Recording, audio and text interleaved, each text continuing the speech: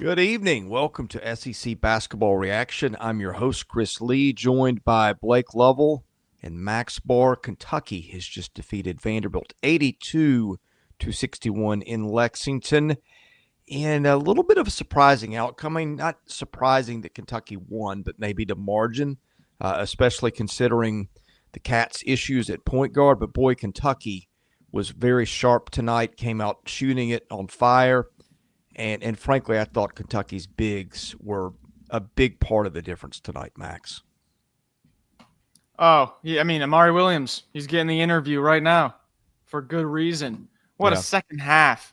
What a second half of physicality. Hey, it's been a while since we've been able to say that third quarter Gats came out.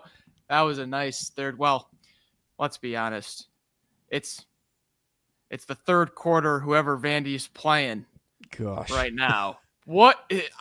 I know that the first half, second half splits are crazy. I don't know how quite crazy they are, but in the past, I don't know how many games for Vandy, real up and down, entertaining first halves, and then it just whoosh, it is gone with the wind, Blake.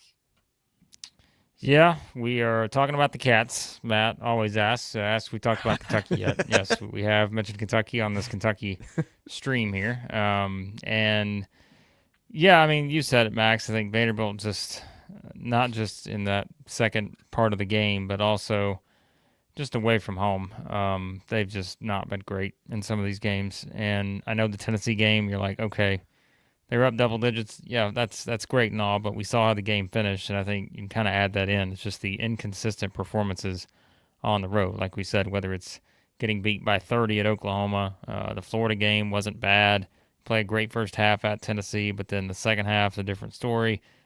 That's just kind of been, that's kind of been the name of the game, I feel like, for them over the last little bit. Not surprising. Or, road life in the SEC and this year, as we knew, would be difficult, but yeah, I mean, Kentucky, though, I think you look at it from the standpoint of just when they want to play defense and whenever they kind of get in a good rhythm on that end of the floor, they're talking, they're communicating, and again, like you said, the way Amari Williams plays when he's on, I mean, he's really good, and we knew that coming into the season. I mean, 4 blocks in this game.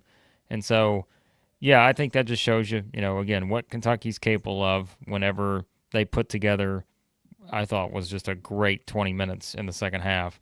And, again, I think you just look at the way that they defended, that's still always going to be the story. Because, I mean, what do they go? 11-27 from 3 here. Shocker, right? Against Vanderbilt. That's right at the number, isn't it, Max? Yep. Came in, said Vanderbilt's allowing teams to shoot 41% from 3.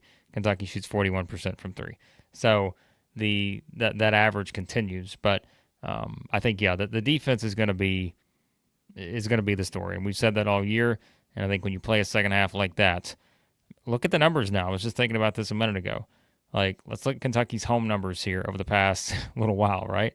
They allowed, what is it tonight? What was the number? Why can't I find it? 61 tonight against Vanderbilt. They allowed 64 to Tennessee, 57 to South Carolina. So that's your last 3 games. I know South Carolina's not a great offensive team, but to hold down Tennessee, to hold down Vanderbilt, I think is a pretty nice accomplishment, especially given all the injuries they've had. Yeah, their front court was the difference tonight. Amari Williams doesn't miss a shot, has 17 points. I thought Andrew Carr had 11, but it felt like he gave them more than that. One thing I was kind of interested in was just to see how that back held up. And look, Carey and McGlockton will play physically with you. There was a lot of bumping and stuff going on there, and you wondered, how does he hold up against that? I thought if you were Kentucky, that was a storyline that probably is not one that's going to be talked about a lot among the other highlights, but that's something I thought was kind of interesting and encouraging for Kentucky coming out of this. Hey, just real quick, okay? I just want to real quick in the comments, like, it's very rare that we just get like a trio of comments back to back to back, all in the same second, that are just so interesting to me. Jared goes, Chandler played good offense, but he gets blown by, dusted on defense. David, they need to play Chandler more. Johnny, it was nice to see the potential of Chandler. So, like, Chandler's a talking point here in the chat. I love it. You guys just back to back to back. All got opinions on that. So I thought that was pretty good. And even Matt weighs in here, right, with the defensive stopper in the coming years. Great lateral movement, fights over the screens very well. So I love all this talk about Collin Chandler right now. Well, Chandler, I think, was guarding Edwards part of the night, who's a Jet, and he can make a lot of people look bad. But I'll tell you, that was the other key. We said this could be a game where they have a hard time stopping Jason Edwards. They did. He was almost a total non-factor tonight. I thought the biggest adjustment in the game, the biggest difference was Kentucky's defensive rebounding. What did Vandy have at half? Like 8 offensive rebounds. Their percentage was somewhere near 50. It was a little bit under. It was somewhere in the 40s. But they were rebounding half their misses in the first half. They only get three offensive rebounds the rest of the game. And then the other thing, like to go along with Chandler, it's just one of the freshmen take their turns each game. Maybe it's Trent Noah. Maybe it's Perry. Today it was Chandler. One of them take their turn every game now, it seems like, with having a fantastic game. The broadcast was really highlighting Chandler's rebounding there. As I said, Kentucky's added intensity down low. I thought that was the biggest difference. Well, here's one more. You don't want to let them get out in transition and get easy buckets, which they've done all year. They got 8 fast break points tonight. Yeah. I mean, Vanderbilt, I think, defensively. I mean, again, I just think sometimes, like we said, they do force turnovers, but there are just still some issues there just from, I think, they're just a better offensive team than defensive team. And so Kentucky took advantage of it, as you said, the physicality, I think just the intensity they played with. And, again, that's what you want to see. I think if you're Mark Pope, you're a Kentucky fan, this was a team, even shorthanded, you felt like, I know the first time around what happened, but this was just so different this time, right? And I think, like we said, Vanderbilt, especially being the road team here, knowing that they're going to play well at home. I think they'll play well at home in these final 3 games they're going to have in Nashville, but they're just a different team on the road. And, look, you let them sort of hang around. You saw what happened in the game against Tennessee, how well they played in the first half. Played a good first half here, but to hold them to 21 points in the second half, I think is quite an accomplishment. Because, like I said, I think Vanderbilt just – they're good at running their offense, but I think Kentucky was able to challenge them a little bit here. And, and Skylar asked, let's get into the 60s defensively. I don't know if it's been updated yet, but they were 75 coming in. Interesting. So, no, it hasn't updated yet. They were 75 coming into it. So we'll find out where they wind up once it updates. We'll get that, I'm sure, by the end of this stream, but we'll see where they're at. Another guy that we don't talk about enough, and it's just because he's so steady. He's just so every single game. You know what you're going to get every time, Otega Oweh. And you probably knew exactly who I was going to say when I started with that steady. You know what you're going to get. Still the only player in the SEC with double-digit points in every game. It's a specific play, so I don't know why this is popping into my head, but late there, where it was already like 20. He was driving right, and it's like he's got to do like a slow motion deceleration Euro step, and just seems like he flicks it up there. Perfect finish. He is such a good rim contact finisher, and we just expect that now. And the storylines are always these injuries and who's playing and these big nights from 3. And the whole time, Otega Oweh is just chopping wood every game. And we don't talk about him enough. So, yeah, his points feel like they're quiet. And they're I think we've talked about this. I'll have to check it. Remember about a month ago, we talked about like his scoring was unbelievably consistent. It was like every game he'd had was between 13 and 21 or something crazy like that. Like it just, you don't get many guys that are as consistent night in and night out as he is. Yeah. I mean, I think Oklahoma would love to have him back right now. That'd be a nice addition, I think, to have on the roster. But yeah, I mean, I think that he is. And like we said, we go all the way back in the preseason, and Max and I remember we talked about it several times this year. It was just like, we did not know what his role was going to be on this team. Like, we knew he's an older guy. You're bringing him in from a now SEC school in Oklahoma, and you're thinking, okay, he's going to be a rotation guy. There's no question. But, what's it look like when we were looking up, like we said, Jackson Robinson and knowing the guys that were going to play the 2, and we're looking at all these different positions. And now you look up, and it's like, man, he's just He's kind of been the absolute consistent, rock solid guy that you kind of just know you can depend on time and time again. And so, look, if they're going to make a run in the NCAA tournament, I think he will be a big part of it just because of all the things that he contributes to that team. Obviously, don't know what the injury situation is going to look like in March, but right now, I mean, man, he's just he's a lot of fun to watch. Well, you know what's the craziest thing now that I'm putting this together? The reason why we didn't know, and it's crazy now that consistency is his best attribute, was because he was inconsistent last year. He had the great non-conference, got into Big 12 play. Yeah, the numbers dropped off, and his production started lacking. And so we were like, well, he's shown the flashes. He has his games, but it's here, it's there. Fixed that real quick. Took one summer. Double digits every game this season. SEC minutes between 28 and 34 every night.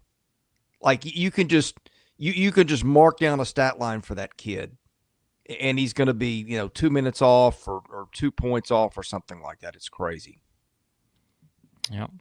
Shout out to Mother Carol. She's here for the live stream tonight. As we said, tonight's schedule a little bit different than maybe we usually do. These 2 8:00 games Central Time, that is 9:00 Eastern for some of us out there, Max. But we will probably do the reaction to these 2 games coming up tonight, tomorrow morning. So we wanted to go ahead and get this one in, talk about Kentucky and Vanderbilt here. So that way you guys know, if you're an Auburn fan, Missouri fan, I've seen some of you check in the chat here.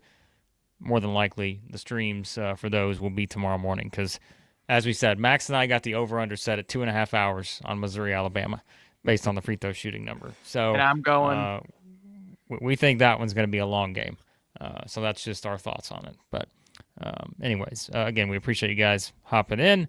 And let's talk about the Vanderbilt side of this real quick, if you don't mind, because Nate asked, do you think Saturday is a must-win for Vanderbilt? Because we're talking about the bubble this week a lot and bringing up the Commodores' remaining schedule. Max, you put out the percentages earlier today, which you can read off to the people on the percentage for Vanderbilt to make the tournament. I know Lenardi still had them in that last 4 bye range, but they were getting close to the last 4 in on his most updated bracket. So here's the thing. Saturday, they play Ole Miss at home. They go to A&M next Wednesday, home against Missouri, home against Arkansas, at Georgia. We've said the thing about Vanderbilt's resume is that they don't really have anything on the non-conference that's going to do anything for them. They have the 2 wins over Tennessee and Kentucky at home. They also beat Texas at home, which looks a little bit better right now. But 2-7, 2-8, I think, in quad 1 games now. They need a few more nice wins. And the good thing is they're going to have opportunities the rest of the way. Every game they'll play, as it stands right now, I think, except for maybe Arkansas, will be a quad 1 opportunity. So that's a good thing, but may also be a bad thing if it kind of catches up with them here. Well, forget NCAA tournament. That's going to be relevant if they can't figure out some lineup combinations. They have the worst spells of just about any team in this league. Did you guys see the graphic that Evan Mia put out today? Kill shot? Yeah. Did you see where theirs was? Probably wasn't good. It took me 5 minutes to find it, and it took someone else putting it out because they had a thing, and it basically graphed your spurts, and theirs was like, have you ever purchased a helium balloon?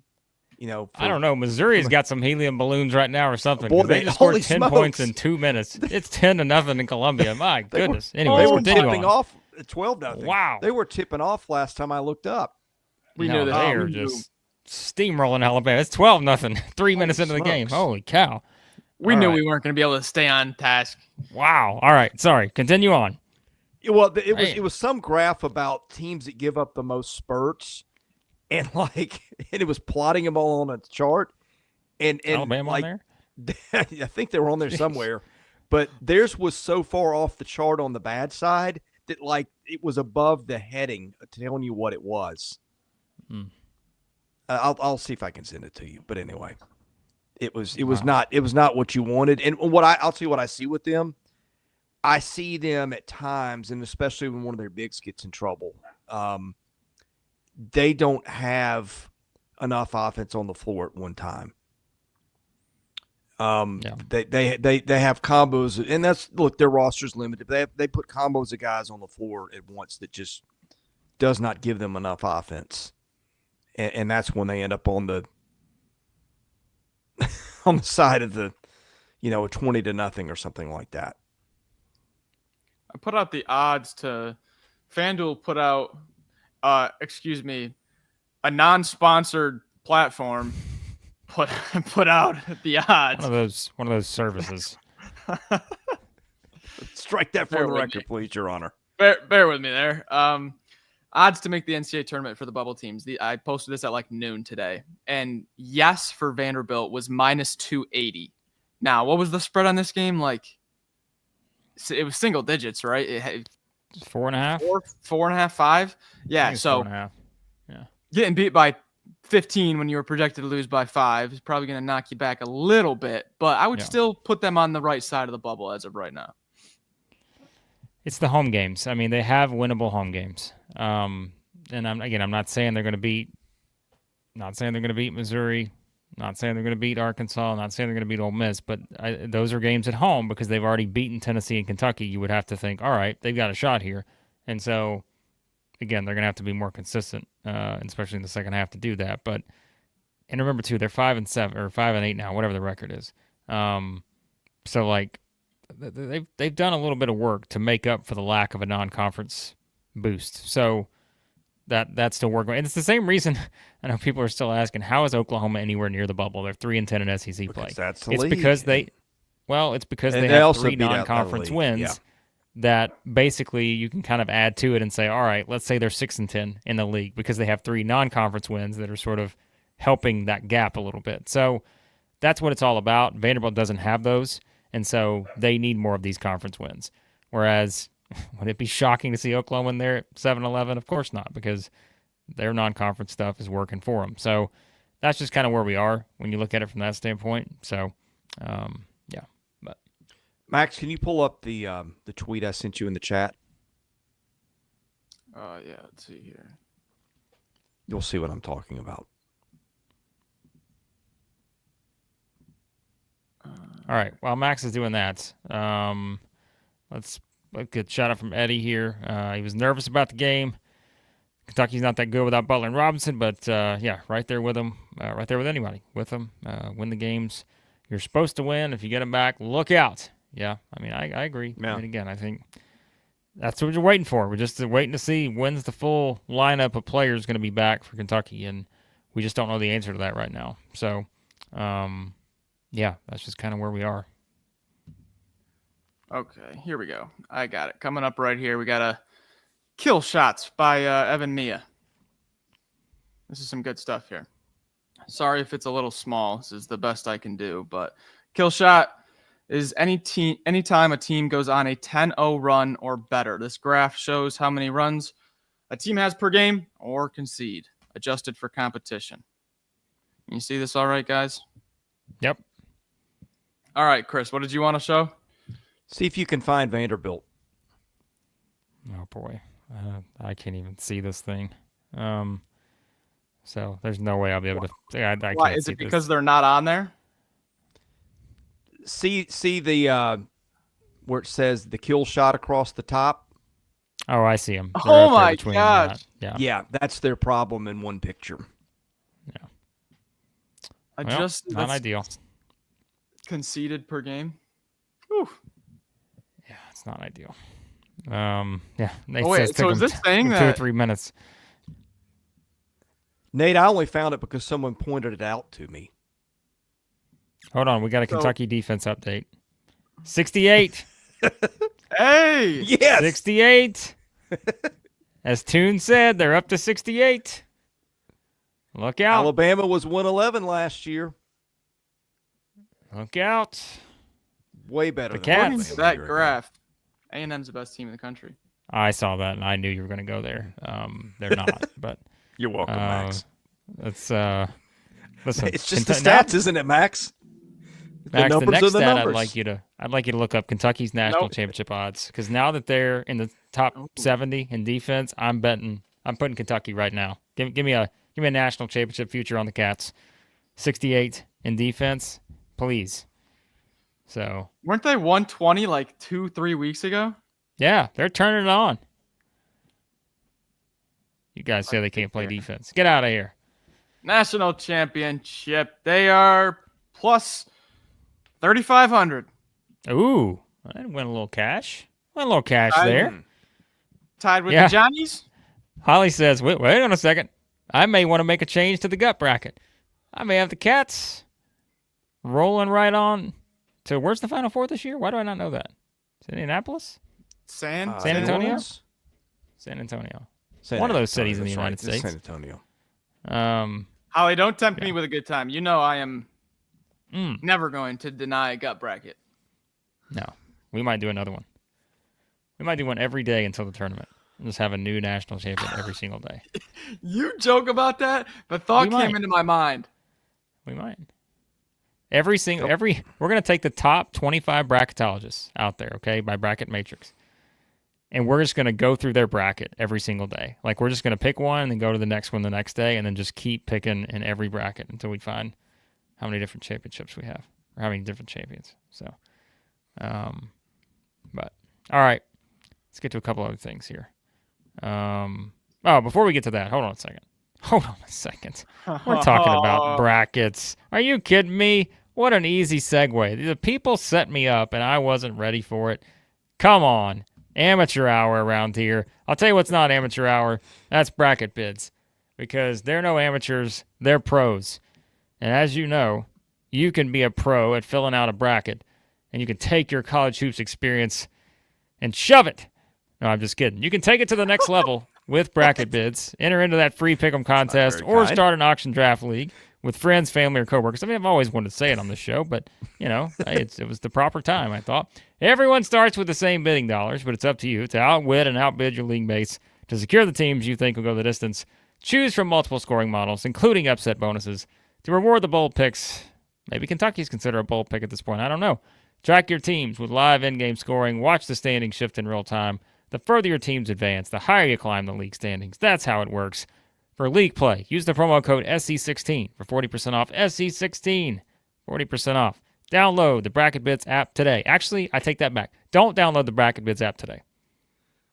Download it right now. Not just today. Not within the next however many hours it is until midnight. Do it right now. No, now listen, Chris, that's not the rule here, okay? I could say today, and people could wait until 11:59 p.m. their time to download it. No, do it right now, okay? We're just going to sit here and wait until what's the number? 505 of you download Bracket Bids. We're going to play Jeopardy music, and we're going to wait. BracketBids.com. That was a rare time where you weren't ready for a setup there, Blake. I wasn't. I think that's okay. In a trance with this Missouri offensive display. That's what's going on. He can be forgiven for that. Well, listen. I don't know. The Tigers are off to a good start here, but Bill says he's not picking Duke anymore. So it's fine. Hey, look, Mother Carol's already got it downloaded, by the way. Of course she does. Thank you, Mother Carol. What else would you expect? I've been looking through these odds here, looking for other cool stuff. Kentucky is plus 800 to make the Final Four. So if you have $1 and you want to turn it into 8 of those, Cats. Interesting. 12th best odds in the nation. That's pretty good. All right. Tyler asks, this is an interesting question. I know you started this one, Max. If you could pick one player in the SEC as the most energetic player, who would it be? Because I know who your answer is. That's why I started. How about we all come up with our answers and settle on one so that we don't bias someone? I just want to see where we all go with this. All right, as always, you guys go first. I've got mine. I know Blake's answer. I don't know mine, though. I think mine is Blake's answer, though, so I don't want to say it. Oh, my goodness. The Tigers have put up 24 points in the first 15 of this game. They're on pace for 278 points. Unofficial stat. I don't think they'll get there, but Confirmed. unofficial. Official. It's unofficial. All right, who's the most energetic player? Nate says Jalen Carey. Okay. Adding the spark. I think Blake is going to say Dylan Cardwell. So but that's who I would pick also. I mean, that's who I would say. I would say Dylan Cardwell. I'm going Chad Baker Mazar with the side of Cam Matthews. Okay. Yeah, I tell you, it's hard to pick against the Incredible Hulk. That's true. I mean, Dylan Cardwell's just he brings the energy all the time, Best. and it's just If he it's didn't hard. flex after plays, where would that rank? Is he I mean, still he'd the be same? lower, but Right. he'd be lower. But that's his gimmick. Manipulating the system. You got to have a gimmick. Yeah. Again, I'm a wrestling guy. You got to have a gimmick. You can't just go That's out there and say, "Come on," that's not how it works here. Come on, give me a little entertainment. So We were robbed of Kirk Creesa. yeah, He gave us some entertainment the first few weeks of the season. That was some awesome stuff. yeah.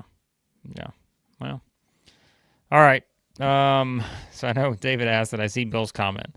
Bill said, if the Cats win the championship this year, he's going to sponsor the show for the next 40 years with a smile on the face. So you heard it here first. Unofficial contract. Nothing's been signed, but Bill is all in on sponsoring the show for 40 years. Whenever at that point will be Southeastern, 48 probably. The SEC will have 48 teams at that point. So, Did you see Matt's energy pick? This is great. where is it? Yeah, well, in any other year he would have won. There's no question about that. That's one of my favorites around here. So He's got one of the best YouTube at highlight least he's your favorite videos you know. of all time.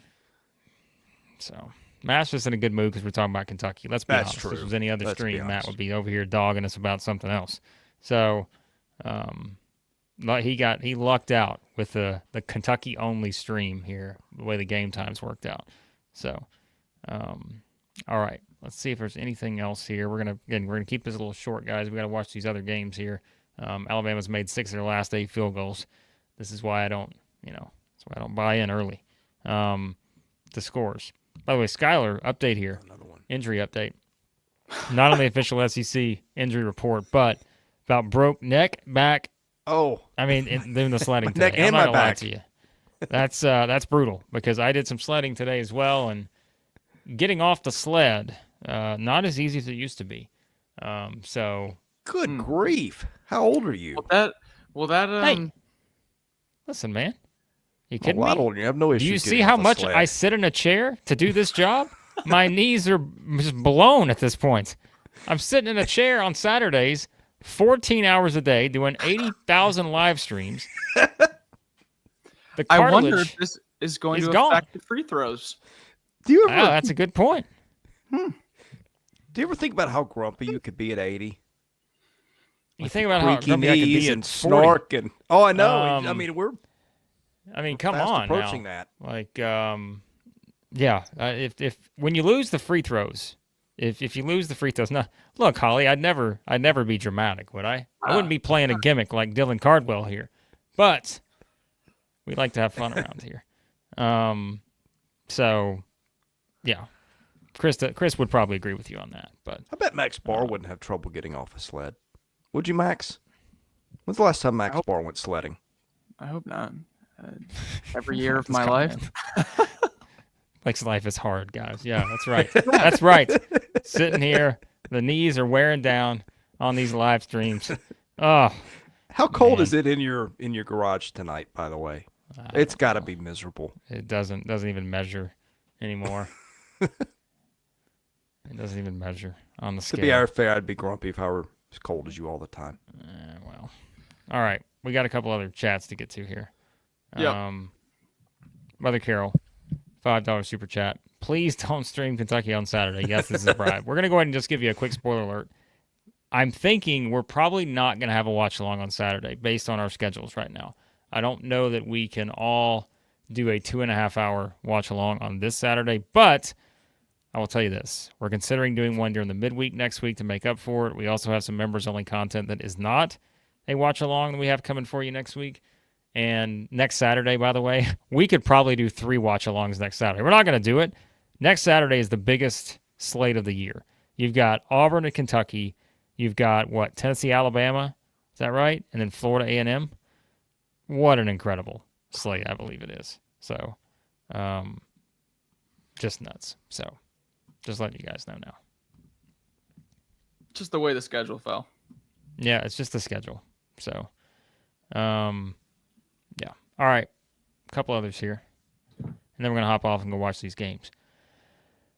Justin, jumping in late here. Why is Vanderbilt a garbage second-half team? Well, we addressed that earlier, Justin. I don't know if we came up with a great answer. Well, I do think lineup combos have something to do with it.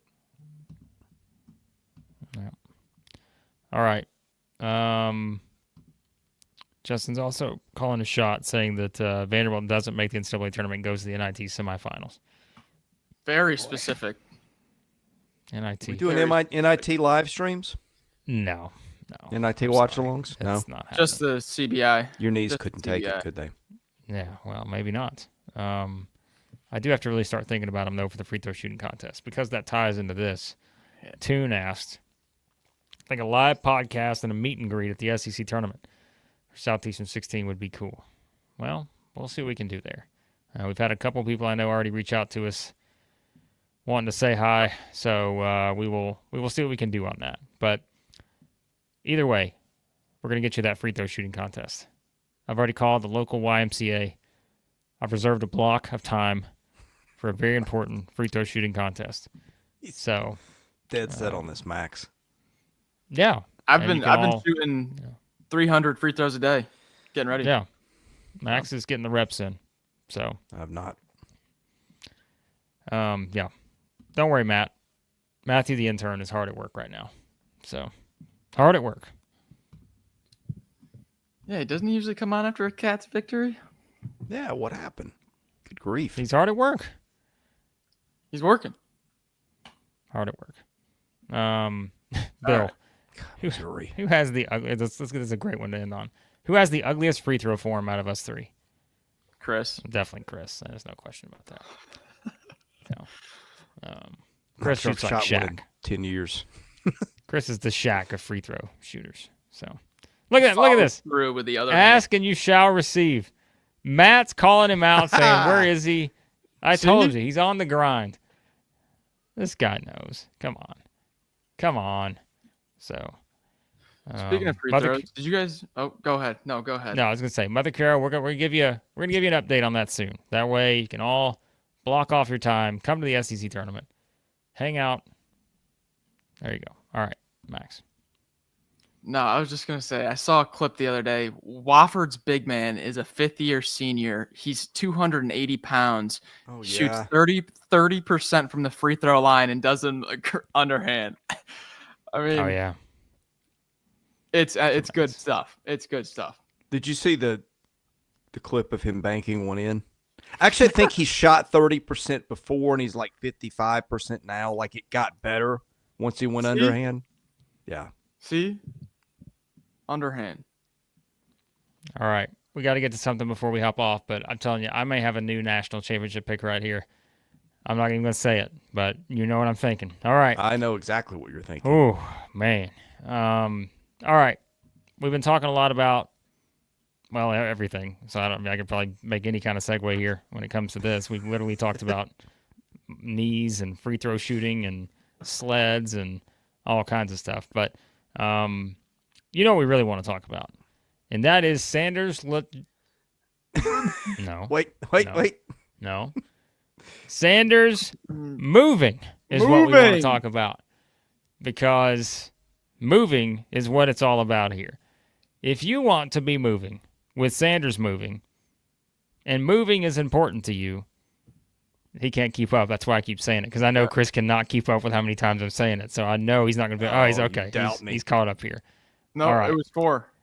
No, it's 5. He did 2 back Sanders to back. moving Formerly known as 6. Ted R. Sanders Moving and Sanders Logistics, it's a leader among moving companies in Nashville, Tennessee, and the surrounding area. Their team of professional movers are focused on delivering efficient, hassle-free moving at an affordable price. Whether you're moving across town or across the country, Sanders Logistics has you covered. Visit them at tedrsandersmoving.com. Good luck, Chris. Beat that. How many times? No chance. 27. No chance. 11. It goes to 11. It's 27. Suckers. All right.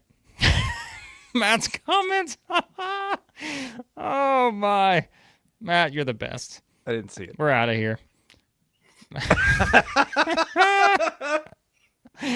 Oh, Matt, you are just tremendous. The gift that keeps on giving is Matt G. Ted moves. That's all you need to know. He does move. So, there you have it. All right, we're out of here. There's That's no a way we wrap. can top that. No. Go watch Missouri, Alabama, Auburn, Arkansas. Again, we're going to do that tomorrow morning because you guys go to bed at night. And so we know we usually don't have a lot of people on for those late streams. So we're going to do that tomorrow morning, wrapping up thoughts on these two games. Early tomorrow morning. May do an 8:30 Central tip. So turn on your notifications. We appreciate Arkansas is crushing Auburn. Well, What? no, it's tied now. They were up by 1. it. Oh, yeah, it's a blowout. Crushing him. It's a blowout March there for a tide. minute. But tell you who doesn't have a blowout. That's Sanders Moving. They get their tires fixed daily. All right. We're done. For Max Barr, for Grumpy Blake Lovell and his creaky knees, I'm Chris Lee. We're Southeastern 16. Thanks for watching. We'll see you again soon.